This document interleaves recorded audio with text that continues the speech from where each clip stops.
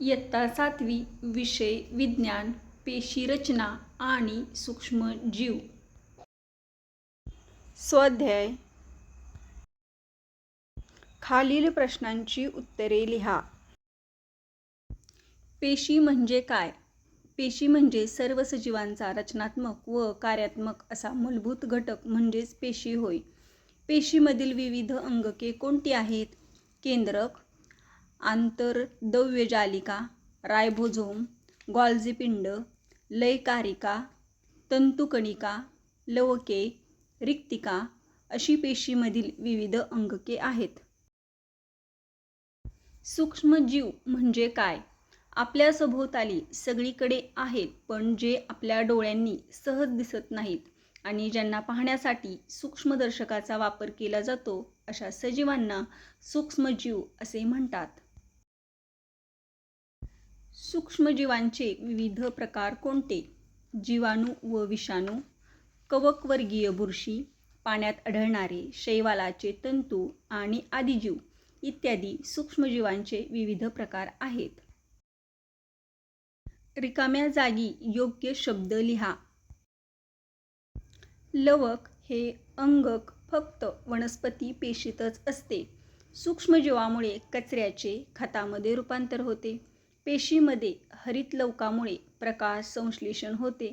सूक्ष्मजीव पेशी अंगकाच्या अभ्यासासाठी इलेक्ट्रॉन सूक्ष्मदर्शकाचा वापर करावा लागतो.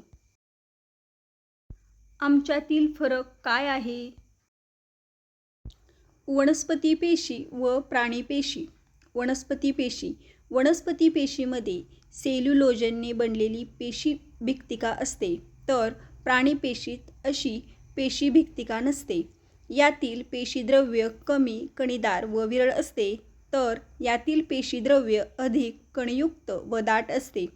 मोठ्या केंद्रीय रिक्तिकेमुळे यातील पेशीद्रव्य एका कडेला सरकल्यासारखे दिसते, तर यातील पेशीद्रव्य सगळीकडे पसरलेले दिसते. यामध्ये लयकारिका नसतात. प्राणीपेशीमध्ये यामध्ये लयकारिकता असतात. यामधल्या तंतुकणिकांची संख्या कमी असते. यामधल्या तंतुकणिकांची संख्या ही जास्त असते. लवके केवळ वनस्पती पेशीतच आढळतात. यात लवके नसतात. यातील रिक्तिका एक किंवा जास्त आणि आकाराने मोठ्या असतात. यातील रिक्तिका आकाराने लहान आणि तात्पुरत्या निर्माण झालेल्या असतात.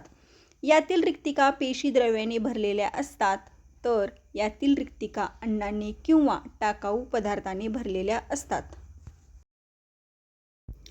आदिकेंद्रकी पेशी व दृश्यकेंद्रकी पेशी.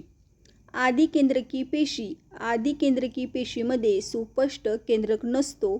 दृश्यकेंद्रकी पेशीमध्ये केंद्रक, पटल केंद्रकी आणि केंद्रकद्रव्य असलेले केंद्रक असते. आदिकेंद्रकी पेशी आकाराने लहान असतात, 1 ते 10 न्यूयम. दृश्यकेंद्रकी पेशी आकाराने मोठ्या असतात, 5 ते 100 न्यूयम. यात केंद्रक पटल नसल्याने केंद्रकद्रव्याच्या पेशीद्रव्याशी थेट संबंध येतो. केंद्रक पटलामुळे केंद्रकद्रव्य नेहमीच वेगळे राहते व ते पेशीद्रव्यात मिसळत नाही. आदिकेंद्रकी पेशीत पेशी अंगके पटलविरहित असतात, तर दृश्यकेंद्रकी पेशीतील पेशी अंगकांना पटलाचे आवरण असते. आदिकेंद्रकी पेशीत अस्पष्टसा केंद्रकाभ असतो. यात DNA सारखी जनुकीय द्रव्ये असतात. या केंद्रकाभात एकच गुणसूत्र असते.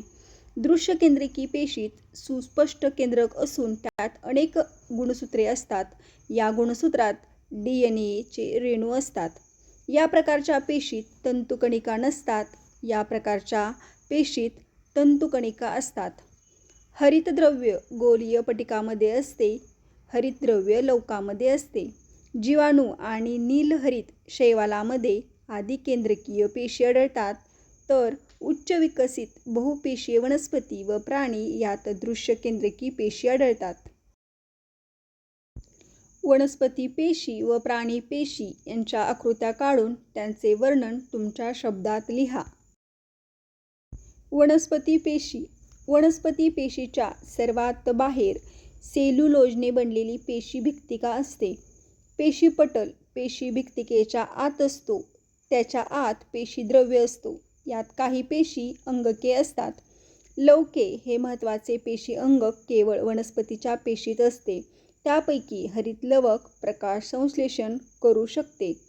केंद्रक, आंतरद्रव्यजालिका, गॉल्जी पिंड, तंतुकणिका ही इतर पेशी अंगके पेशीद्रव्यात विखुरलेली असतात. रिक्तिका शक्यतो मोठी आणि एकच असते. रिक्तिका मध्यभागी असल्याने पेशीद्रव्य कडेला सरकलेला दिसतो. प्राणीपेशी प्राणीपेशीच्या सर्वात बाहेर पेशीपटल असते. पेशीपटलाच्या आत पेशीद्रव्य असतो. हा सर्व बाजूंनी पसरलेला असतो. यात काही पेशी अंगके असतात. पेशी अंगके पुढील प्रमाणे असतात. केंद्रक, आंतरद्रव्यजालिका, गॉल्जी पिंड, लयकारिका, तंतुकणिका व काही लहान आकाराच्या रिक्तिका. प्राणीपेशीत लवके नसतात. सूक्ष्मजीवांची उपयुक्तता व हानिकारकता स्पष्ट करा. सूक्ष्मजीवांची उपयुक्तता. सूक्ष्मजीव कचऱ्यांचे आणि सांडपाण्याचे विघटन करतात. सूक्ष्मजीव कचरा विघटित करून परिसर स्वच्छ राखतात. कचऱ्यापासून खत बनवतात. सूक्ष्मजीवामुळे बायोगॅस संयंत्राच्या माध्यमातून जैववायू निर्माण केला जातो. मातीतील आणि कडधान्यांच्या रोपट्यांच्या मुळावरील गाठीत राहणारे सूक्ष्मजीव हवेतील नायट्रोजनचे रूपांतर संयुगात करतात. त्यामुळे जमिनीची सुपीकता वाढते. तसेच कडधान्यातील प्रथिनांचे प्रमाण वाढण्यास मदत होते. सूक्ष्मजीव दुधाचे दही इतर दुग्धजन्य पदार्थाची निर्मिती करतात. पदार्थाचे अपघटन करून किंवा किण्वन प्रक्रियेने नवीन रसायने, अल्कोहोल, जीवनसत्त्वे, प्रतिजैविके, पाव इत्यादीची निर्मिती करतात. सूक्ष्मजीवांचा उपयोग करून कातडी कमावणे, घायपातापासून धागे मिळवणे या प्रक्रिया केल्या जातात. समुद्रात तेलगळतीमुळे आलेला तेलाचा तवंग काढण्याचे काम सूक्ष्मजीवांच्या मदतीने करून पाणी स्वच्छ केले जाते. सूक्ष्मजीवांची हानिकारकता. सूक्ष्मजीवामुळे अन्न खराब होते. विशेषतः निरनिराळ्या अन्नावर दमट आणि उष्ण हवेत बुरशी येते. सूक्ष्मजीव एन्टेरोटॉक्सिनची निर्मिती करून अन्नविषबाधा घडवून आणतात. अनेक प्रकारचे रोगकारक सूक्ष्मजीव हे वनस्पती, प्राणी आणि मानव यांच्यात विविध प्रकारचे रोग निर्माण करतात. अमांश, टायफॉइड, कॉलरा, कावीळ, गॅस्ट्रो अशा रोगांच्या साथी सूक्ष्मजीवामुळे येतात. डासामुळे प्रसार होणारे हिवताप, डेंग्यू, हत्तीरोग, पीतज्वर, चिकनगुनिया, झिका, ताप असे रोग सूक्ष्मजीवांच्या कारणानेच होतात. तसेच सर्दी, खोकला, घटसर्प, न्यूमोनिया, क्षय असे श्वासनामार्गाचे रोग देखील सूक्ष्मजीवांनीच होतात. कारणे लिहा. महापूर, अतिवृष्टी या काळात रोगप्रसार होतो. रोगप्रसार हा जंतूच्या प्रसारामुळे होतो. दूषित पाण्यावाटे आणि उघड्या दूषित अन्नावाटे निरनिराळ्या रोगांच्या साथी पसरतात. महापूर आणि अतिवृष्टी यामुळे सगळीकडे पाणी साचून जंतूचा प्रादुर्भाव होतो. घरमाशीचे प्रजनन होऊन जंतू प्रसाराला त्या पूरक ठरतात. दमट हवामानामुळे अन्न देखील लवकर खराब होते. पूर ओसरला तरी पाण्याच्या डबक्यामुळे ढास निर्माण होतात.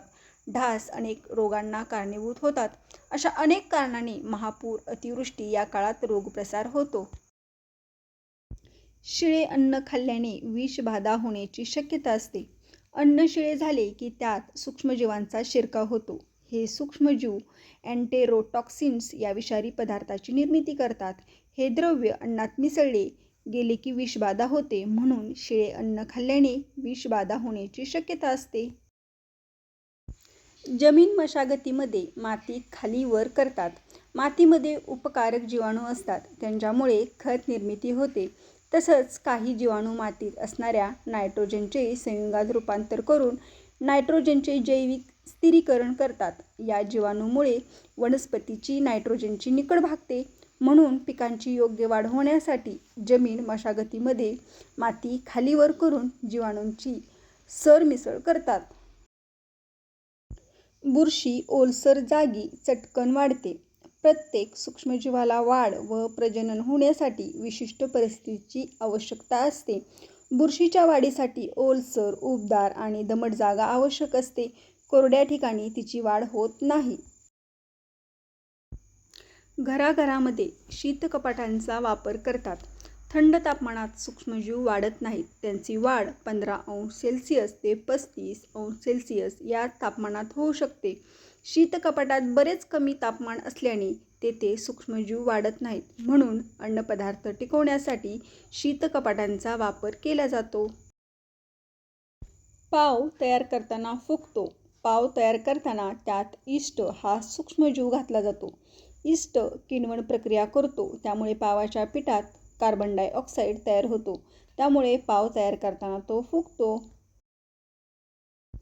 दुभत्या जनावरांना आंबोण देण्यापूर्वी ते भिजवून ठेवतात. आंबोण हे गुरांचे खाद्य आंबवले जाते. त्यासाठी ते भिजवावे लागते. भिजवून आंबवल्यामुळे त्याच्यात अन्नगुण वाढतात. जीवनसत्वाची वाढ होते. दुभत्या जनावरांना चांगले दूध यावे आणि त्यांचे आरोग्य चांगले राहावे यासाठी त्यांचे चांगले पोषण केले जाते. म्हणून दुभत्या जनावरांना आंबोण देण्यापूर्वी ते भिजवून ठेवतात. साधा व संयुक्त सूक्ष्मदर्शक तुम्ही कशासाठी वापराल? कसा ते सविस्तर लिहा. साधा सूक्ष्मदर्शक कमी वर्धनाचा असतो. त्याच्याखाली कीटकाचे शरीर, फुलांचे अवयव अशी निरीक्षणे करता येतात. केवळ डोळ्यांनी दिसू न शकणाऱ्या सूक्ष्मजीवांचा अभ्यास आणि निरीक्षण करण्यासाठी संयुक्त सूक्ष्मदर्शक वापरतात. यांच्यात 100 ते 450 पट इतके प्रतिमावर्धन होऊ शकते. त्यामुळे पेशी, ऊती यांच्या निरीक्षणासाठी तो योग्य ठरतो. ज्या वस्तूचे निरीक्षण करावयाचे असते ती काचपट्टीवर ठेवावी लागते. साध्या सूक्ष्मदर्शकाच्या थेट मंचावर हा आपला निरीक्षण नमुना ठेवता येतो. संयुक्त सूक्ष्मदर्शकाखाली वस्तू ठेवायची झाल्यास त्याचे पातळ काप घ्यावे लागतात. काचपट्टीवरच्या नमुन्यावर आच्छादन काच घातली जाते. मंचाखालचा प्रकाश स्रोत देणारा आरसा अगोदर जुळवून घ्यावा लागतो. नेत्रभिंग आणि वस्तुभिंग एका सरळ रेषेत आणून त्यांची एकत्रित वर्धित प्रतिमा आपल्याला दिसू शकते. अगोदर स्थूल समायोजक वापरून आणि नंतर अचूक निरीक्षणासाठी सूक्ष्म समायोजक वापरावे लागते.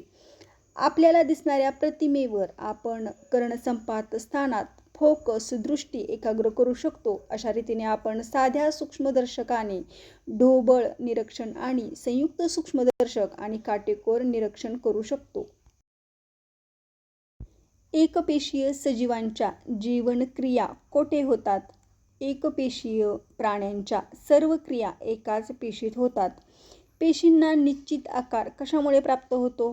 पेशींना पेशी भित्तिकेमुळे आणि पेशी पटलामुळे निश्चित आकार प्राप्त होतो.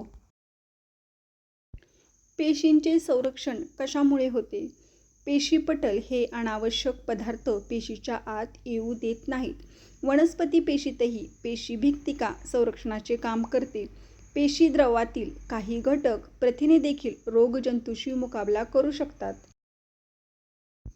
पेशींच्या गरजा कोणत्या आहेत? पेशींना ऑक्सिजन, पोषणद्रव्ये आणि पाणी यांची गरज असते. सुईच्या टोकावर सूक्ष्मजीव मावतील का? होय. ओला कचरा व सुका कचरा वेगवेगळा का जमा करावा? ओला कचरा कुजून त्याचे खत होऊ शकते. त्याला विघटनशील कचरा असे म्हणतात आणि सुका कचरा असा विघटनशील नसतो. तो फेकला तरी निसर्गात तसाच पडून राहतो. त्यामुळे आपल्या गावा शहरांचे सौंदर्य नष्ट होते. प्लास्टिकसारखा कचरा कित्येक वर्ष तसाच पडून राहतो आणि त्याचे दुष्परिणाम होतात. आपण ओला कचरा वेगळा काढून तो खत बनवण्यासाठी वापरू शकतो आणि सुका कचरा भंगारवाल्याला देऊ शकतो. कचऱ्याचे योग्य व्यवस्थापन व्हावे यासाठी ओला कचरा व सुका कचरा वेगवेगळा जमा करावा. रवा, इडली, भटुरे, नान यामध्ये दही का घालतात? दह्यामध्ये उपयुक्त सूक्ष्मजीव असतात. त्याच्यामुळे पिठात किण्वन होते. या क्रियेत उष्णता निर्माण होऊन कार्बन डायऑक्साईड व इतर वायू तयार होऊन पदार्थाचे आकारमान वाढवले जाते. पीठ फुगून पदार्थ हलके बनतात. त्यातील जीवनसत्वे वाढवतात. यासाठी रवा, इडली, भटुरे, नान यामध्ये दही घालतात. दही, इडली, डोसा हे पदार्थ पचण्यास हलके कसे बनतात? दही, इडली आणि डोसा हे पदार्थ किण्वन होऊन सूक्ष्मजीवांच्या मदतीने बनवले जातात. किण्वन होत असताना कार्बन डायऑक्साईड व इतर वायू बाहेर पडून पिठे फुगतात. त्या आंबवण्याच्या क्रियेने पदार्थ चविष्ट आणि हलके होतात. अन्नपदार्थ दूषित झाला आहे हे तुम्ही कसे ओळखाल? दूषित अन्नपदार्थाची चव, रंग आणि वास बदलतो. खराब अन्न कडू लागते आणि त्याला दुर्गंधी येते. बुरशी असलेल्या अन्नावर हिरवट, काळपट तंतूचे आवरण दिसते. यावरून आपणास अन्नपदार्थ दूषित झाला आहे हे लगेच समजू शकते. विकतचे अन्न घेताना काय पाहाल आणि का? विकतचे अन्न घेताना त्याचा रंग, वास हे दोन्ही प्रथम पाहिले पाहिजे. त्याची चव घेता आली तर तीही घ्यावी. हवाबंद डब्यात किंवा बाटलीत असेल तर त्यावरची वापरण्याची अंतिम एक्सपायरीची तारीख बघितली पाहिजे.